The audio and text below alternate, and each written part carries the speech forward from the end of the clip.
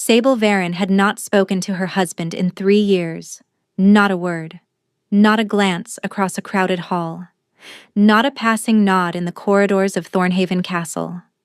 Not so much as a murmured good morning over breakfast, because they had never once shared a meal. She existed in the same sprawling palace as the Alpha King, breathed the same air, walked the same marble floors, and yet she might as well have been a ghost drifting through walls he refused to look at. 3 years since the mating ceremony. 3 years since he had placed his mark on her throat in front of 1,000 witnesses and declared her his Luna, his queen, his eternal bond. 3 years since he had turned away from her that very same night and never turned back. She remembered the ceremony with a clarity that bordered on cruelty. The way the golden light had caught the hard angles of his face when he spoke the vows. The way his voice had been steady and sure, not a tremor, not a hesitation, as if binding himself to her was simply another political obligation to be dispatched with efficiency. The way his hand had been warm against the back of her neck when he leaned down and bit, sealing the bond with a mark on her throat, and the way that warmth had vanished the instant he stepped away from her.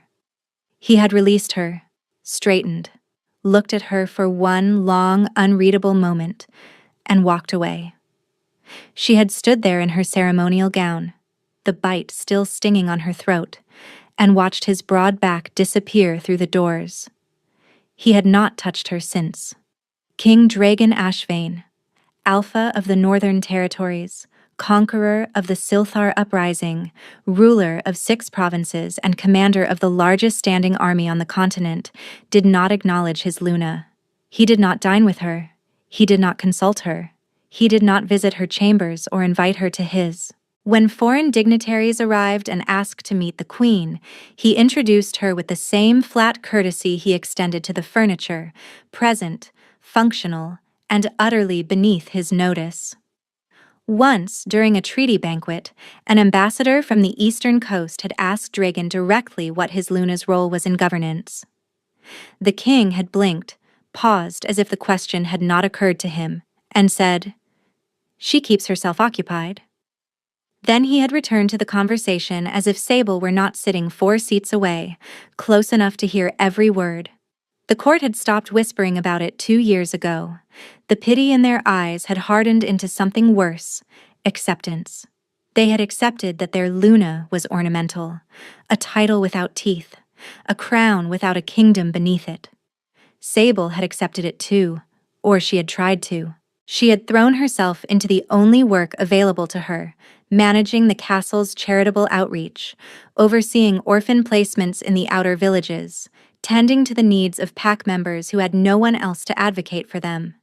She had built a quiet, useful life in the margins of his indifference, and she had convinced herself most days that it was enough. Until tonight. Tonight she stood in the shadow of a marble pillar at the edge of the great hall and watched a man she had never seen before bow over her hand and say words no one had spoken to her in longer than she cared to remember. "You are the most captivating woman in this room, Your Grace, and I suspect your king has absolutely no idea what he possesses." His name was Caspian Thorn, ambassador from the Southern Reach. Tall, golden-haired, with a jaw that could have been carved from marble and a smile that suggested he found the world endlessly amusing and intended to share the joke with whoever stood closest. His eyes were the deep amber of old honey, and they stayed fixed on her face with a focus that made her pulse stutter and her cheeks warm in a way she had almost forgotten she was capable of. Sable should have pulled her hand away, should have offered some polite deflection and retreated to her usual corner where the shadows were comfortable, and no one expected anything from her. But she didn't, because across the hall her husband was looking at her. Dragon stood near the hearth, a goblet untouched in his hand, and his dark eyes were locked on the place where the ambassador's fingers still held hers. His expression hadn't changed. That same granite mask he wore for everything: wars, treaties, council disputes, the deaths of soldiers.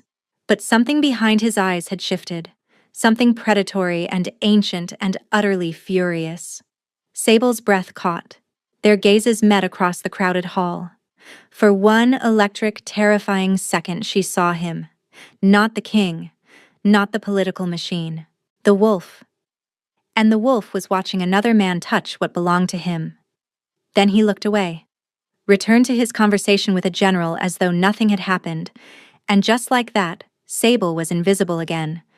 But her hand was still in Caspian's, and she did not feel like a ghost. The morning after the feast, Sable woke to find a summons on her breakfast tray. Not from the king, never from the king, from Maren Duskfall, the king's chief advisor, and the only woman who had ever held a seat on the inner council. The note was brief and offered no warmth. My chambers. Before midday. Urgent. Sable dressed carefully, choosing a simple gray gown that said nothing and drew no attention, the kind of clothing she had perfected over years of trying to be invisible. She pinned her dark hair back from her face and studied her reflection in the tarnished mirror she had never bothered to replace. 24 years old. She looked older, not in her face, which was still smooth and angular and unremarkable by court standards, but in her eyes. There was a tiredness there that sleep could not fix, a resignation that had settled so deeply into her bones she sometimes forgot it was not her natural state. Maren's chambers were on the 3rd floor of the east wing, far from the king's quarters, far from anywhere important. The advisor was a sharp-featured woman in her 50s, with iron-gray hair cropped close to her skull and a gaze that could peel paint from stone. She had survived 3 alphas, 2 coups, and a border war, and she wore her survival like armor. Sit, Maren said when Sable entered. Sable sat. The Southern ambassador, Maren began, pouring tea with precise movements that suggested the urgency in her note had been calculated rather than genuine. Caspian Thorn, what do you know about him? Nothing, Sable said honestly. We spoke for perhaps 5 minutes last night. He was charming. He complimented the charitable works when I mentioned them. That is the extent of my knowledge. 5 minutes was enough, Maren said. She set the teapot down with a deliberate clink and fixed Sable with a look that was equal parts political calculation and genuine concern. He asked about you this morning.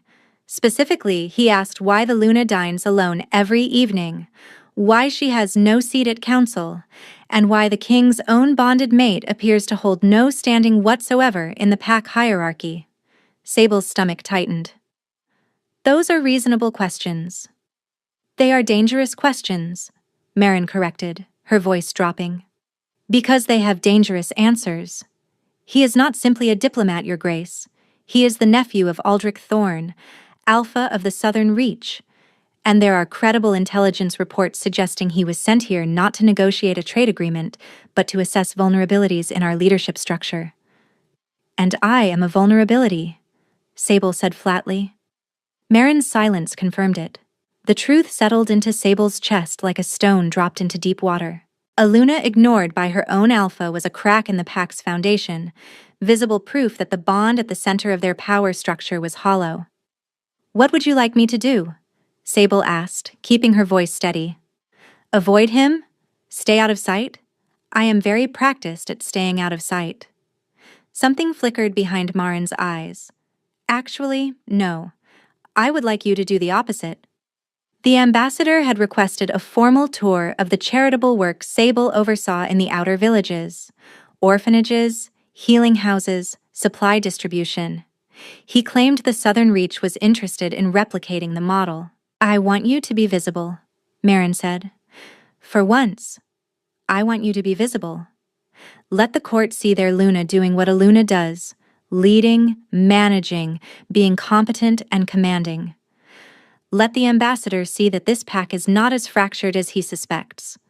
Sable almost laughed. You want me to pretend the king and I have a functional bond. I want you to pretend you have not spent years being erased from your own life, Maren said quietly. Something raw and furious moved behind the advisor's sharp eyes. Something that looked like anger on Sable's behalf, carefully contained but undeniable. Can you do that? Yes, she said. I can do that. The tour began the following morning. Caspian arrived at the castle gates on a dappled gray stallion, dressed in riding leathers that fit him well, and he clearly knew it. His smile when he saw Sable waiting was immediate, wide, and disarmingly genuine. "Your Grace," he said, dismounting with easy grace, "I was half convinced you would send a steward in your place." "I considered it," Sable admitted, surprising herself. He laughed, warm and unguarded, and the sound turned heads among the castle guards. Sable realized she could not remember the last time someone had laughed in her presence.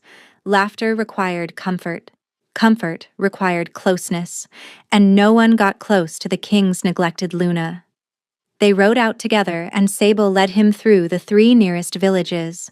She showed him the orphanage she had rebuilt from an abandoned grain store, the healing house she had staffed with 2 trained herbalists, paid from her own modest allowance, the supply cache she had established for widows and elderly pack members who could not provide for themselves. Caspian asked questions. Good questions, detailed, specific, thoughtful questions about funding structures, staffing challenges, distribution logistics, and long-term sustainability. He listened when she answered, his amber eyes focused and attentive. He wrote things down in a leather journal.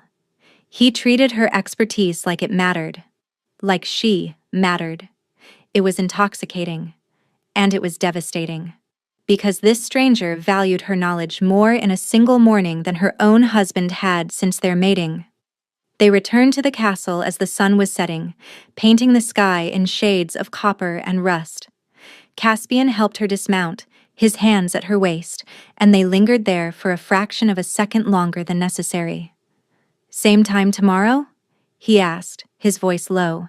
Sable nodded, not trusting herself to speak. She didn't notice the figure watching from the tower window above. But Caspian did. He glanced up, met the king's gaze with perfect composure, and smiled. The second day of the tour, Dragon attended the morning council meeting for the first time in a week. What was unusual was the question he asked, 17 minutes into the session, interrupting a report on grain tariffs. "Where is the Luna today?" Marin paused, her hand stilled over the document she was holding. Every head at the table turned toward the king. He had never once asked about Sable's whereabouts. Not where she was. Not what she was doing. She could have vanished entirely, and he would not have noticed until someone raised it in a formal briefing.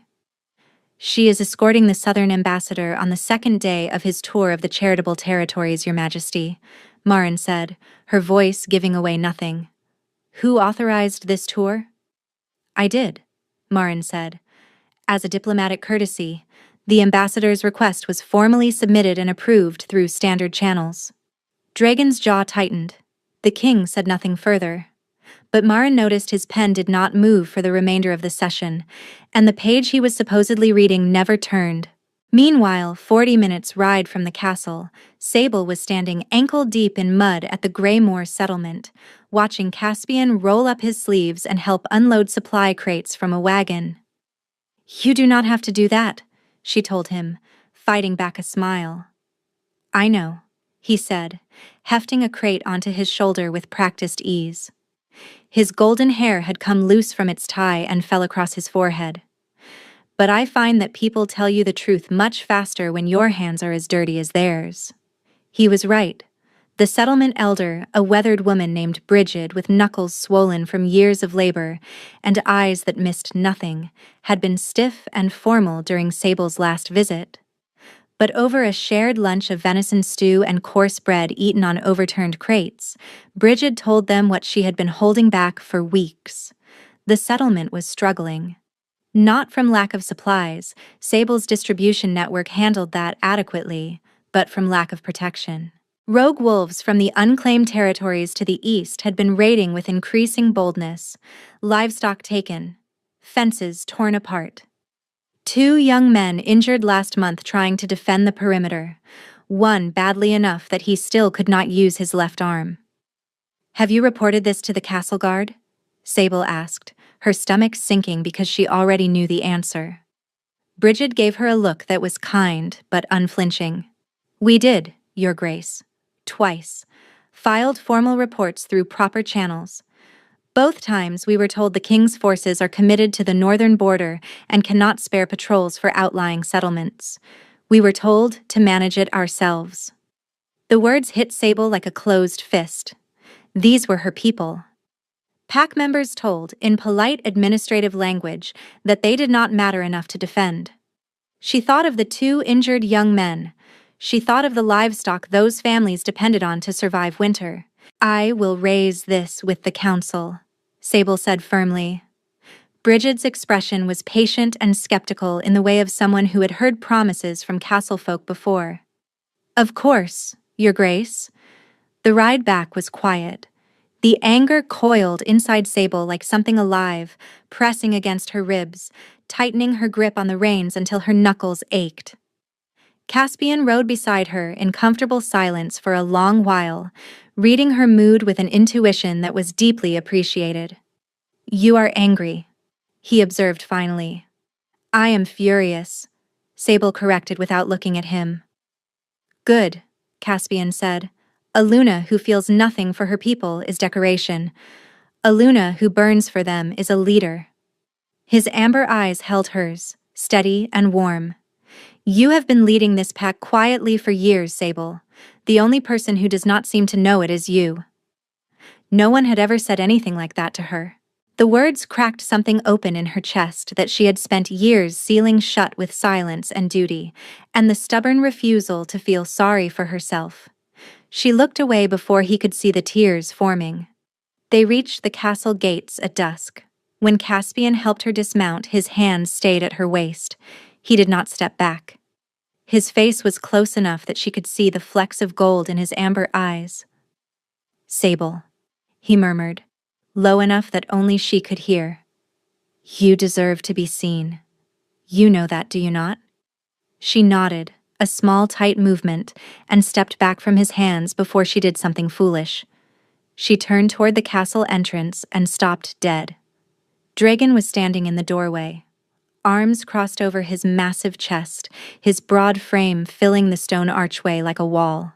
His dark eyes moved from Sable's face to Caspian's hands, still raised at the height where her waist had been, and then back to her face. Something volcanic was barely contained behind those eyes, straining against his iron control. Your Majesty, Caspian said smoothly, offering a bow. Your Luna has been an extraordinary guide. The Southern Reach could learn a great deal from her model. You must be very proud. Dragon's gaze did not leave Sable. I'm sure, he said. 2 words, cold enough to frost glass. He turned and walked inside without another word. Sable stood in the fading light, her hands trembling, and felt hope. Terrible, dangerous, irrational hope that the man who had ignored her for 1,000 days had noticed she was alive. She crushed it immediately. Hope was a luxury she could not afford. But that night, someone knocked on her chamber door after midnight. Sable crossed the room on bare feet and opened the door expecting she didn't know what. It was not the king. It was Marin, and her face was white as chalk. Get dressed, the advisor said. The king has called an emergency council session. He is demanding your presence. Specifically, personally, and by name. Sable had never set foot inside the king's war council chamber. Now she stood at the threshold at midnight, dressed hastily in a dark blue gown with her hair still loose and uncombed around her shoulders, trying to steady the tremor in her hands. The chamber was underground, carved from the living bedrock beneath the castle, lit by oil lamps that threw restless shadows across maps pinned to every available surface. The air was close and warm and smelled of lamp oil and old leather. A long oak table dominated the center, scarred and ink-stained from decades of use, surrounded by 12 high-backed chairs. 11 were occupied by men who looked like they had been dragged from their beds. Dragon sat at the head. He did not look up when she entered. Marin guided her to the single empty chair at the far end, as physically distant from the king as the geometry of the room would allow. General Harkin, a thick-necked man with a voice like grinding stone and a scar that bisected his left eyebrow, was jabbing his finger at a map of the eastern border. 3 incursions in the last 2 weeks, he said, organized, coordinated, targeting supply lines to the outer settlements with surgical precision. This is not random raiding. This is military strategy executed by people who know exactly where to strike and when. The unclaimed territories have never been organized enough for coordinated strategy, a thin advisor named Aldwin objected. They are now, Harkin said flatly. Someone is funding them, someone is arming them, and someone is telling them exactly where our weak points are. Sable's blood went cold. The raids on Greymore, the livestock taken, the fences torn, the young men injured. It was not neglect or coincidence. It was the opening movement of something much larger. Your Majesty, Marin said. Perhaps the Luna can contribute. She has spent more time in the outer settlements than anyone at this table. Every head turned to Sable, some curious, some skeptical, 1 or 2 openly dismissive. Then Dragon looked up. His gaze hit her like a physical force. For one terrible, suspended moment, she was certain he would dismiss her. Speak, he said. 1 word. The first he had directed at her in longer than she could bring herself to count. Her heart slammed against her ribs, but her voice came out steady. The Greymore settlement has been reporting raids for at least 6 weeks, she said. 2 formal reports were filed with the Castle Guard through proper channels. Both were denied reinforcement on the grounds that northern border operations took priority. She paused, letting that settle. Yesterday, the settlement elder told me directly that the raiders appeared to know our patrol gaps. They struck during shift changes and avoided the routes that were still actively manned. Silence. Heavy and absolute. General Harkin leaned forward, his scarred face darkening. They knew the patrol schedules? That is what I was told. The elder is a reliable woman. She has no reason to fabricate. Then we have a leak, Harkin said, each word dropping like a hammer. Someone inside our own operation is feeding intelligence to the enemy. The room erupted. Voices overlapped, accusations flew, fingers jabbed at maps. Through it all, Dragon sat motionless, his eyes on Sable. She met his gaze and held it. She did not look away. She did not flinch or defer or make herself smaller. Something passed between them. Not warmth, not affection, but recognition. He was seeing her as something other than an obligation to be endured. The session lasted until dawn. Sable contributed 3 more times, each with specific intelligence from her years in the outer villages. Settlement populations and fighting age numbers. Terrain details the maps did not capture because they had been drawn by people who never walked the ground. Supply route vulnerabilities she had identified and documented. The names of local leaders who could coordinate civilian evacuations if the raids escalated. By the 4th contribution, Harkin had stopped looking skeptical and started looking respectful. When the session ended and pale gray light was leaking through the ventilation slits, Sable stood and moved toward the door. Luna. She froze. His voice behind her, low and rough from hours of speaking. She turned. The chamber had emptied. Just the 2 of them, oil lamps burning low. He stood near the table, one hand resting on the map he had been studying for 5 hours. Up close, the sheer physical scale of him was overwhelming. He was broader than she remembered, harder, as if the years of distance had carved away whatever softness might once have lived beneath the surface. He looked exhausted in a way that spoke of something deeper than a single sleepless night. The intelligence you provided tonight, he said. It was useful. Useful. That was the word he chose. Not valuable, not impressive. Useful. I have more, she said. Years of records from every settlement visit, supply logs, census data, infrastructure assessments, security observations, all documented, all organized. If you want them. Have them sent to Marin, he said. Not to me, to Marin. Even now, he could not engage with her directly. She turned to leave. "The ambassador," Dragon said. Sable stopped but did not turn around. "The tour is concluded, effective immediately. All further diplomatic engagements with the Southern delegation will be conducted through official channels, not through you." He was cutting her off from Caspian, not because the diplomatic objectives had been met, but because he had seen another man's hands on her waist and could not tolerate it. Years of absolute nothing. And now this. Sable turned to face him. "Is that an order from my king, or a request from my husband?"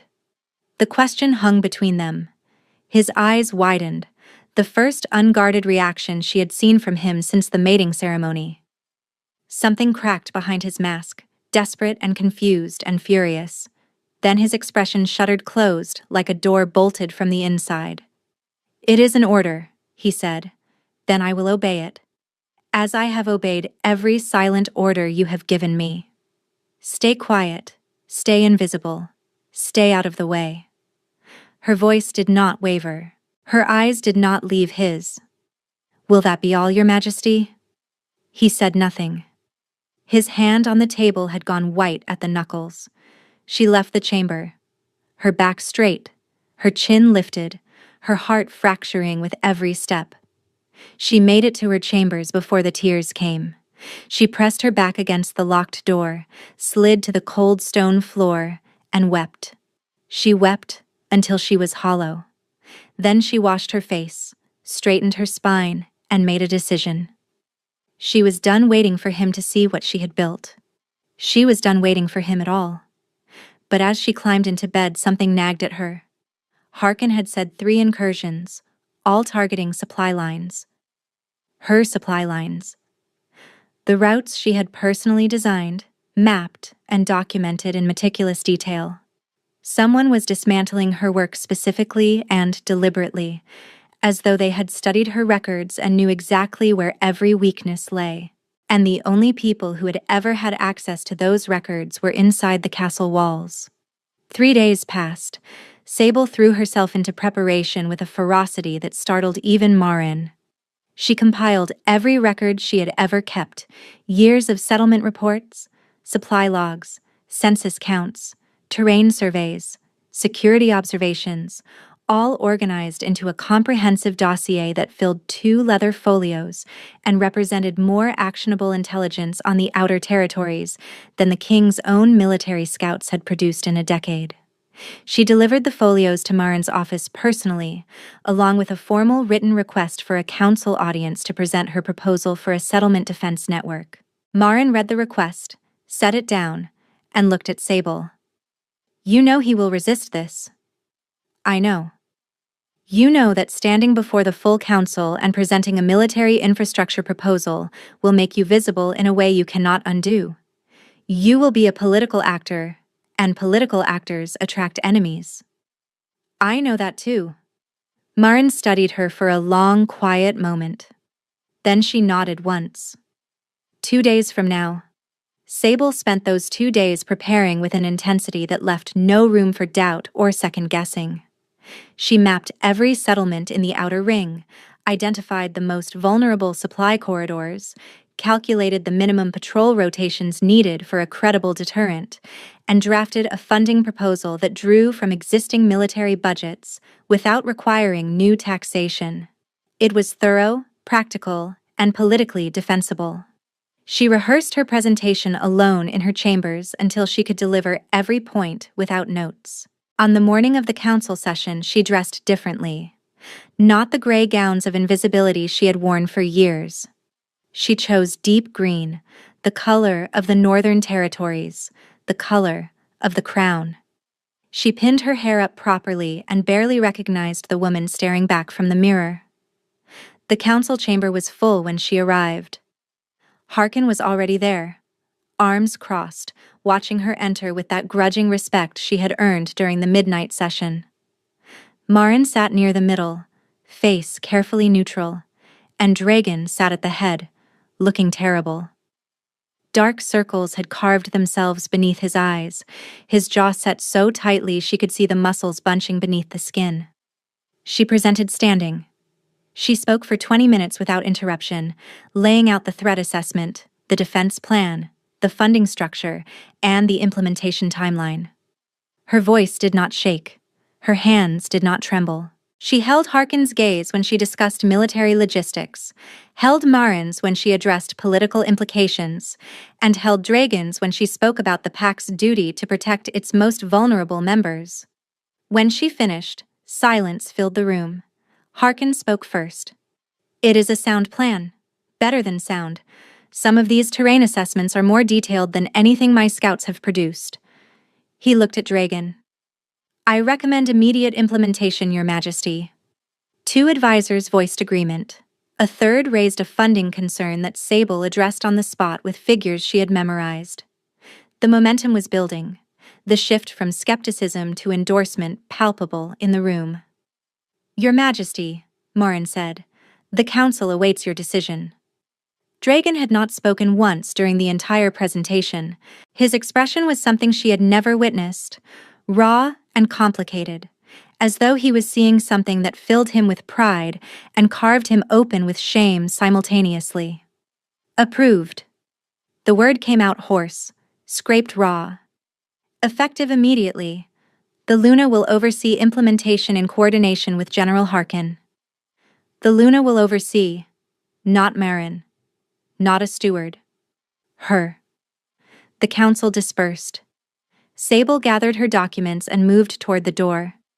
She was almost through it when she felt a hand close around her wrist. She turned. Dragon stood directly behind her, close enough that she could feel the heat radiating from his body.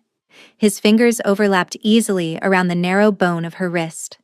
It was the first time he had touched her since the mating ceremony. The bond between them, dormant and starved for so long she had almost forgotten its presence, roared to life. Heat flooded through her from the point of contact, rushing up her arm and spreading through her chest like wildfire. Her wolf surged forward with a desperate, aching whine that vibrated through her entire body.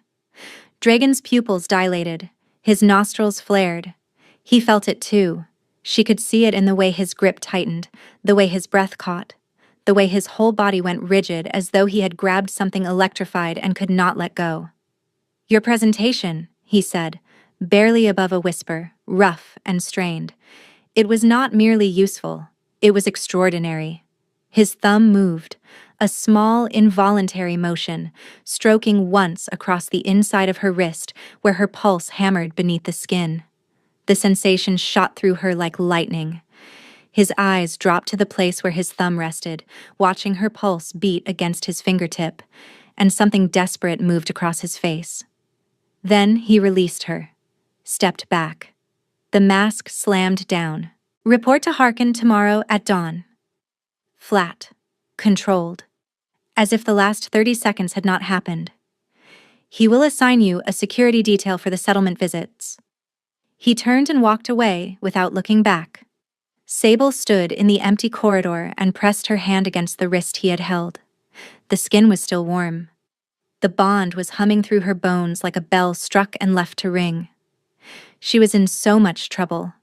The Settlement Defense Network launched within the week. Sable rode out with General Harkin and a contingent of soldiers to establish the first patrol routes, and she discovered something unexpected in the process. She was good at this. Not just the charitable work, not just the supply logistics, but the strategic coordination, the terrain analysis, the ability to read a landscape and understand where threats would come from and how to counter them. Harkin noticed it too. "Where did you learn to read terrain like that?" he asked on the third day, watching her trace a ridgeline on the map that his own scouts had classified as impassable. "I have been walking these territories for years, General," Sable said. "You learn a great deal when you are the only person who bothers to show up." Harkin grunted, which Sable had learned was his version of high praise. The work consumed her. It gave her a purpose that felt larger than survival, larger than the quiet endurance she had practiced for so long. She was building something that would protect lives, and she belonged in this pack.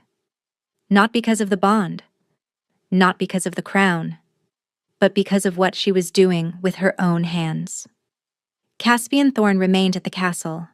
The trade negotiations were ongoing, handled through official channels as Dragon had ordered, and Sable saw the ambassador only at formal dinners where conversation was polite, public, and carefully observed. Something had shifted. She no longer needed his attention the way she had that first night, when his gaze had been the only mirror in which she could see herself. She was becoming visible on her own terms now. What had not changed was the bond. The moment Dragon had touched her wrist, something had woken between them that refused to go back to sleep. She felt him now in ways she had not felt him in years. A low, constant hum of awareness that followed her everywhere. She could sense his mood through walls and floors, a distant pressure against her consciousness like weather rolling in from far away. He was restless, agitated. Something was eating at him from the inside, and the bond transmitted it in waves of tension that kept her awake at night. Then the attack happened. Sable was at the Greymore settlement, reviewing the new patrol positions with Brigid and two of Harkin's lieutenants, when the alarm went up. A horn blast from the eastern perimeter, long and piercing, followed by a second. 2 blasts meant a large force. "Get inside," Sable ordered Brigid. "Everyone who cannot fight, into the stone cellar beneath the meeting hall. Now." She turned to the lieutenants. "How many soldiers on rotation?" 12, the senior lieutenant said, his hand already on his sword. "The raiders have never come with fewer than 20. Take 6 to the eastern fence line. Hold the gap between the grain stores. I will take the remaining 6 to the ridge above the north approach. If they try to flank, we cut them off before they reach the settlement." The lieutenant hesitated. "Your Grace, with respect, you should be in the cellar with the civilians." "I know this terrain better than anyone alive," Sable said, already moving. "If you want to survive the next hour, follow me." They followed. The fight was fierce and short. The raiders hit the eastern fence line hard and were met by Harkin's soldiers in a defensive formation Sable had suggested the week before. When the flanking force tried the north approach, they ran into the soldiers Sable had positioned on the ridge. The high ground was decisive. Sable did not fight. She was not trained for combat. But she directed the defense from the ridgeline, calling out movements, coordinating the 2 groups through shouted commands relayed by runners. When a section of the eastern fence collapsed and the raiders poured through, she redirected soldiers from the ridge to plug the gap before it widened. It was over in less than an hour. The raiders retreated, dragging their wounded. Not a single civilian was harmed. Sable stood on the ridge as the dust settled, her hands shaking so badly she had to press them flat against her thighs to stop the tremor. She leaned against the nearest tree and breathed until the world stopped spinning. Dragon was waiting at the castle gates. Not inside, not at a window. Standing in the open courtyard in full view of guards and servants. His face was white, not pale, white. When Sable rode through the gates, he moved.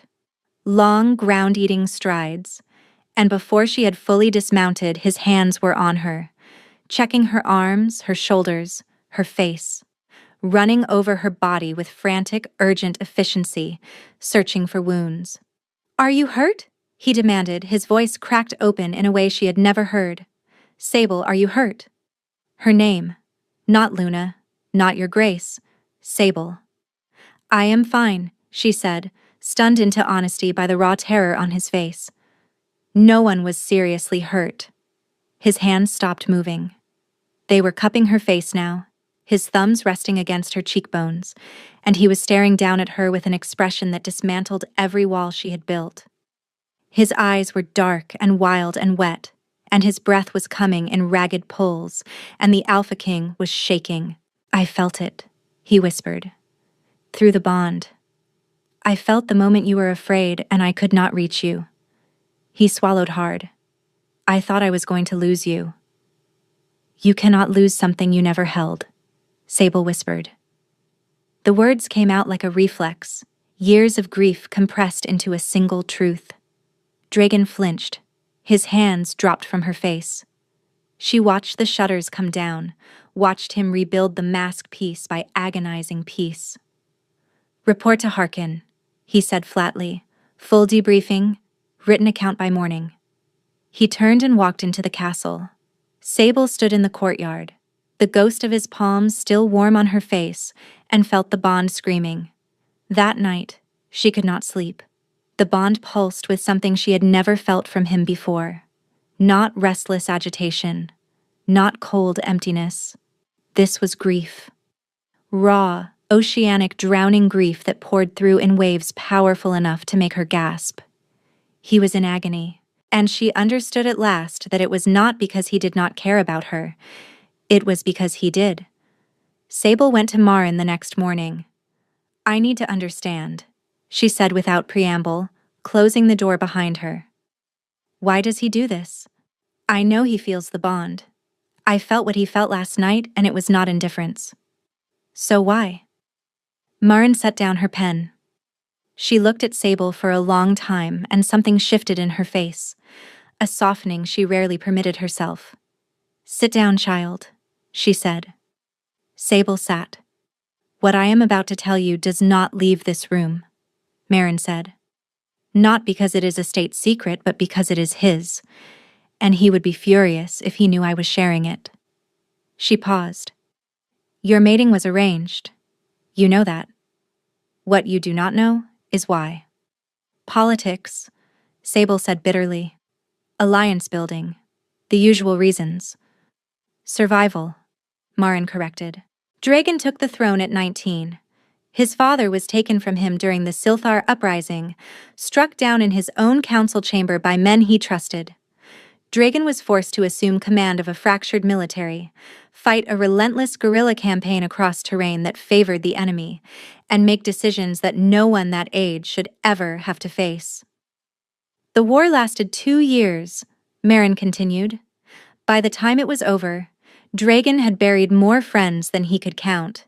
He had ordered strikes that caught civilians in the crossfire when rebel strongholds were struck because the alternative was letting the uprising spread. He had passed judgment on men who betrayed him, men who had been his father's most trusted officers." Sable's throat tightened. When he returned from the mountains, the boy was gone. What came back was the king, you know. The stone face. The silence. The absolute refusal to let anyone close enough to wound him. Maren's voice was quiet and precise. "The council pressured him to take a mate. He resisted for years, and when he finally agreed, he chose you." "Why me?" Sable asked, the question she had carried since the ceremony. "Because you were kind," Maren said simply. "He saw you once, at a harvest gathering in the outer villages, distributing blankets to the elderly. You did not know he was there.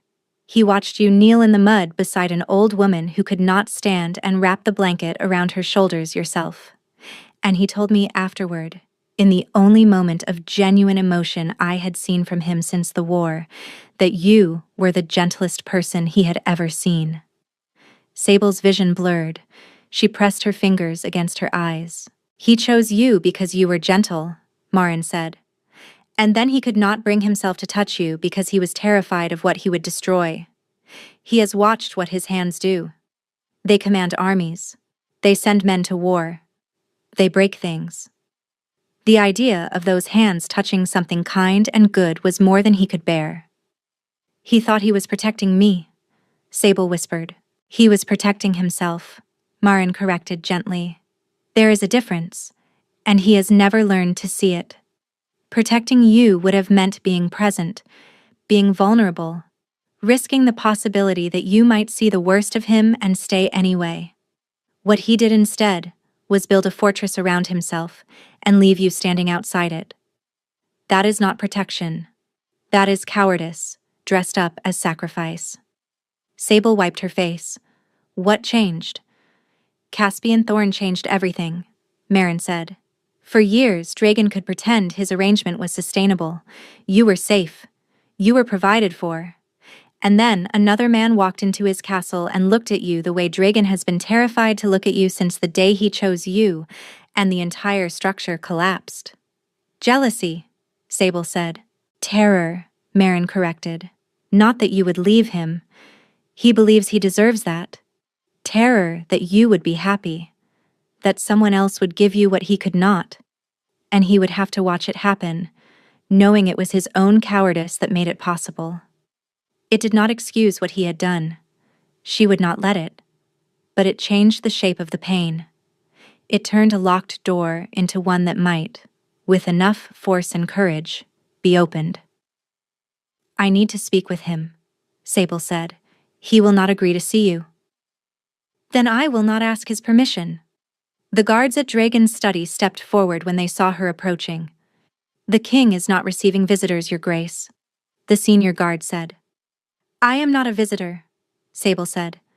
"I am his mate. Move." They looked at each other. They looked at her face. They moved. She pushed the door open without knocking. Dragon stood at the window, his back to the room, silhouetted against pale afternoon light. He did not turn. He knew it was her. "Sable, do not do this." "I am already doing it," she replied, and closed the door behind her. He turned.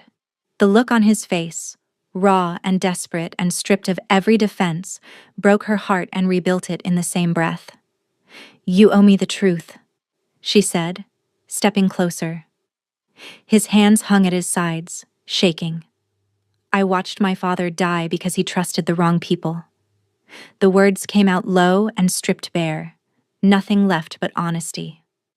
"I held men while they fell in the snow because I gave the orders that put them there. I carry the weight of every life those orders cost, and every time I look at you, I see the one good thing in my life that I have not yet destroyed."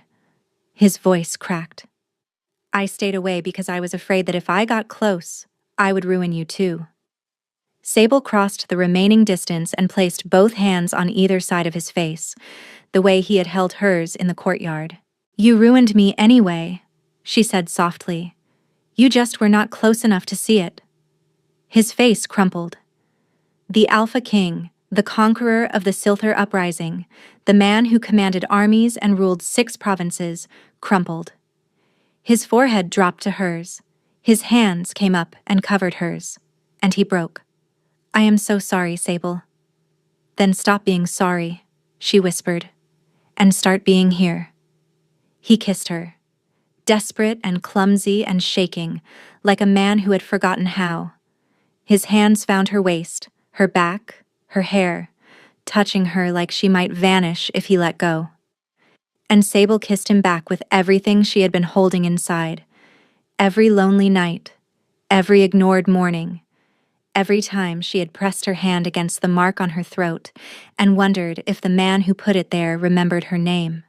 When they finally broke apart, his forehead still pressed to hers, the bond pulsed with something new, something warm and steady and golden, like the first light of morning after an endless dark. "This is not fixed," Sable said, because someone had to say it. "One kiss does not erase what happened. I know. I am still angry. You should be. And I am not leaving." His arms tightened around her. "Thank you." But outside the study window, moving through the courtyard below, Caspian Thorn paused. He looked up, saw the 2 silhouettes standing close together, and his expression shifted. The warmth drained from his amber eyes, replaced by something calculating and cold. He turned away, walked to the guest wing, and closed his chamber door.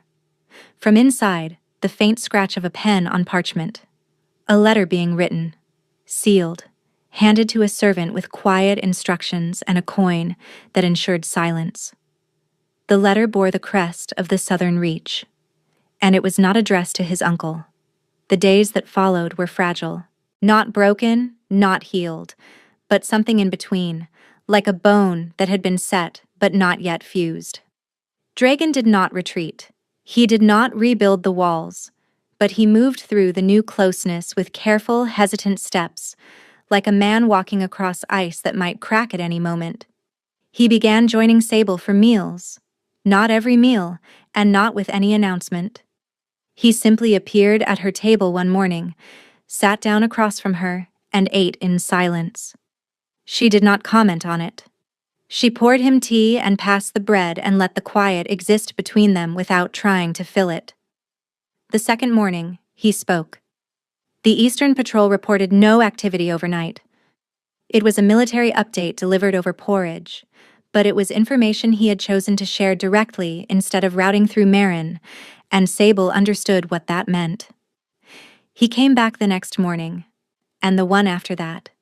The court noticed. The whispers were different now, not pitying, curious, cautious, hopeful even, from those who understood what a functional bond at the center of the pack would mean for everyone. Sable did not trust it. She wanted to. But trust was not a feeling. Trust was a pattern built over time, and they had barely begun. "You are being cautious," Dragon observed one evening. They were walking the battlements together, a habit that had developed without either of them naming it. The wind off the northern mountains was cold and sharp and smelled of pine. "Yes," she said. "You do not believe this will last." "I believe you mean it," Sable said carefully, watching the distant tree line darken against the twilight. "I believe you are trying. But trying is not the same as staying." "What would staying look like?" he asked. The question was genuine, almost vulnerable, as though he truly did not know. "It would look like this," she said. "Every day. Not just when it is easy or when another man threatens what you thought you could ignore.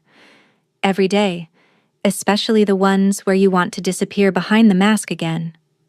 He turned to look at her. The wind died for a moment, and the silence between them was enormous. "I will try," he said. "That is why I am still here." They stood together on the battlements as the last light faded, not touching, not speaking, but present. Both choosing to remain. The peace lasted 4 days. On the 5th morning, the council chamber was already in chaos when Sable arrived. Harkin was on his feet, his face thunderous. Marin stood beside her chair, pale and rigid. 3 advisors were speaking over each other, and Dragon held a letter, his face carved from granite. "The Southern Reach has withdrawn from trade negotiations," Harkin told her. "Effective immediately. All diplomatic personnel ordered to depart Thornhaven within 48 hours. "Caspian," Sable said. "Gone before dawn," Marin said quietly. "No formal farewell, no explanation. Just a sealed letter delivered to the gate." "The letter is not a diplomatic withdrawal," Dragon said, his voice dangerously calm. "It is a declaration. Aldrich Thorn is claiming sovereign authority over the unclaimed Eastern territories, the same territories where the raids have been originating." The pieces fell into place with sickening clarity. "He funded the raids," Sable whispered. "Caspian's uncle. He was behind the attacks all along. The trade negotiations were a cover. The tour of the charitable works, the questions about supply routes and infrastructure, he was gathering intelligence. Through me." Every detailed question Caspian had asked, every supply corridor she had shown him, every terrain feature she had pointed out during their rides together. She had handed the enemy a complete map of her pack's weakest points, and she had done it willingly, gratefully, because someone was finally paying attention. "He used me," she said, her voice hollow. "No," Dragon said. Every head turned to him. "He used the situation I created," Dragon said, heavy with something Sable had never heard from him before. "Accountability. I left you invisible and isolated and starved of every form of recognition a Luna deserves. I created the exact conditions that made you vulnerable to manipulation, and Thorn exploited them with surgical precision." He looked at Sable, and his eyes were burning. "This is not your failing. It is mine." Sable stared at him across the war table. The man who could not apologize days ago had just claimed full responsibility for a strategic catastrophe before his entire council. Harkin broke the silence. "If Aldrich Thorn claims the Eastern territories and garrisons them, he controls the supply corridors to half our outer settlements. We will be cut off." "Then we do not let him garrison them," Dragon said, rising to his feet. "Mobilize the Eastern battalions. I want defensive positions established along every corridor the Luna mapped. Her infrastructure plans become our military blueprint." He looked at Sable. You know that terrain better than anyone in this room. Will you lead the defense coordination? Not will you help. Not will you advise. Will you lead? Yes, Sable said. The war preparations consumed the next 3 weeks. Sable worked alongside Harkin and Dragon, mapping defensive positions, coordinating civilian evacuations from the most exposed settlements, and establishing communication lines between patrol outposts. She slept in snatches, ate when she remembered, and drove herself with a ferocity born of guilt and determination in equal measure. Dragon matched her hour for hour. He consulted her on every strategic decision. He deferred to her knowledge of the terrain without hesitation or ego.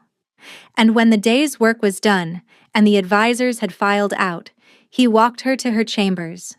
He did not come inside. He did not ask. He simply walked beside her through the quiet corridors, his presence steady and warm, and said good night at her door. On the 4th night, Sable stopped at her door and turned to him. You do not have to escort me. I know. Then why do you? The torchlight caught the angles of his face, and she could see the exhaustion carved into every line. Because I spent years walking past this door, he said quietly. I would like to stop walking past it. The Southern forces advanced faster than anticipated. Within 2 days, Aldrich Thorne's army had occupied 3 key positions along the eastern corridor, cutting supply lines to the outermost settlements exactly as Harkin feared. The intelligence Caspian had gathered was devastatingly accurate. The guilt was a living thing inside Sable. Every settlement cut off, every family trapped behind enemy lines, she absorbed like a blow she deserved. Dragon found her in the map room late one night, staring at the position she had helped Caspian identify, her fingers tracing supply routes that were now enemy territory. Stop, he said from the doorway. She didn't look up. 14 families in the Ashvin settlement are cut off. Stop.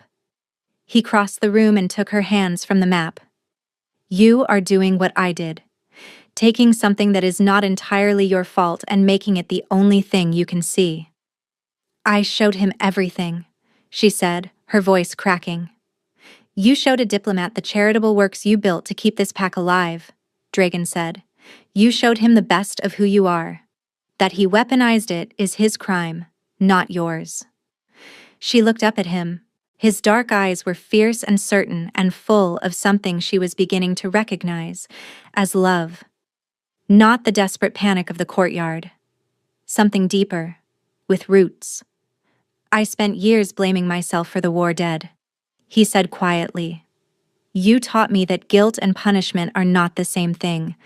Let me return the lesson. He pulled her against his chest and held her while she wept, not the way she had wept alone on her chamber floor after the midnight council session.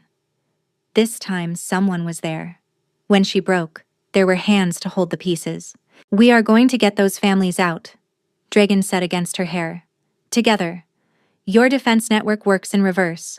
Same corridors, same terrain advantages, same local knowledge. We use everything you built. Sable pulled back, wiping her face, her mind already turning. The north ridge above Ashvan. I know a path that is not on any map. It runs through a ravine that is impassable in winter but clear right now. If we move a small force through at night, we can reach the settlement from behind the southern line without being detected. Show me, Dragon said. She turned to the map. Her hands were steady now. She traced the path she had walked dozens of times, through terrain she knew in her bones, and laid out a plan that was elegant in its simplicity and devastating in its precision. Dragon studied it. Then he looked at her with an expression beyond admiration or gratitude. Recognition. He was seeing her completely, not as a vulnerability, not as a burden, as his equal. Harkin will want to move at dawn, he said. Tell him to move at midnight, Sable said. The southern patrols change shifts at midnight. There will be a 12-minute gap in coverage on the eastern approach. Caspian told me that himself. She paused, a grim smile crossing her face. He thought he was making conversation. He was giving me the key to dismantling his own uncle's strategy. Dragon stared at her. Then he laughed. A real laugh, short and rough and startled out of him, and the sound filled the map room like something long overdue.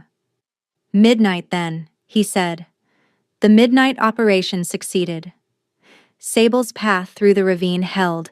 The patrol gap was exactly where she said it would be, and Harkin's forces reached the Ashfen settlement before dawn. The 14 trapped families were evacuated without a single casualty. The success broke the Southern Line's momentum and gave Dragon the leverage he needed to negotiate from strength rather than desperation. The conflict with the Southern Reach did not end overnight. It took months of negotiation, strategic positioning, and the quiet, relentless work of rebuilding trust between settlements that had been frightened and cut off.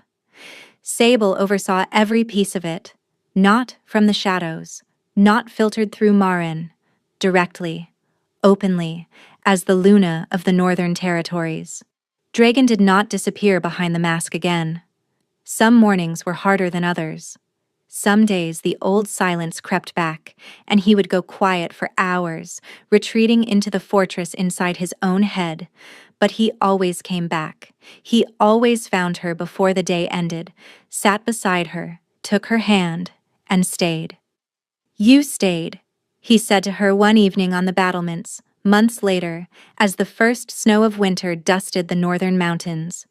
He said it like he still could not quite believe it. "I stayed," Sable confirmed, "even after everything." "Especially after everything," she said. He pulled her close, her back against his chest, his arms wrapped around her against the cold. She felt the bond between them, steady and warm and real. Not the fragile thing it had been in those early days, but something forged and tested and unbreakable. She leaned into him and watched the snow fall over the kingdom they were learning to lead together. Not as king and ornament, not as alpha and ghost, as partners, as mates, as two people who had chosen, finally and irrevocably, to stay.